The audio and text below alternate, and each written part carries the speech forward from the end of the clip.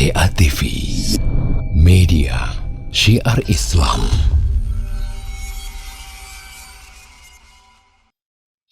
Nabi sallallahu alaihi wa ala alihi wa sahbihi wasallam, beliau menyebutkan, yuqalu li sahibil Quran. Nanti di yaumul qiyamah akan dikatakan kepada sahibil Quran, orang yang mempelajari Al-Quran, yang menghafal Al-Quran, yang menyibukkan waktunya, menghabiskan waktunya untuk membaca Al-Quranul Karim. Dikatakan kepadanya, Allah Azza wa Jalla mengatakan kepada orang tersebut, Iqra, bacalah Al-Quran. Wartaqi, tingkatkan lagi bacaanmu terhadap Al-Quran. Warattil kama kunta turattil fid dunya, dan bacalah dengan tartil sebagaimana engkau membaca Al-Quran itu dengan tartil di dunia.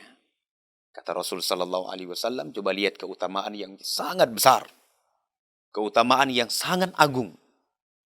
Kata Rasul sallallahu alaihi wasallam, Allah berfirman, fa inna manzilataka 'inda akhiri ayatin taqra'uha. Karena kan sesungguhnya manzilahmu, kedudukanmu di dalam surga kelak, karena surga itu bertingkat-tingkat. Manzilataka inda akhiri ayatin taqra'uha, itu sesuai dengan akhir ayat yang engkau baca.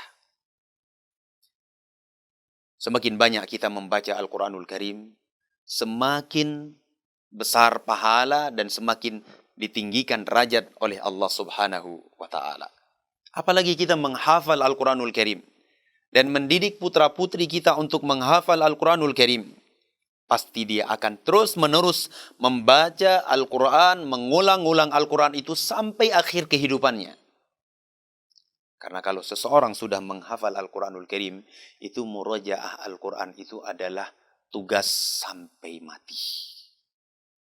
Merupakan sebuah tugas yang telah dia emban sampai akhir hayatnya. Dan semuanya berbuah pahala.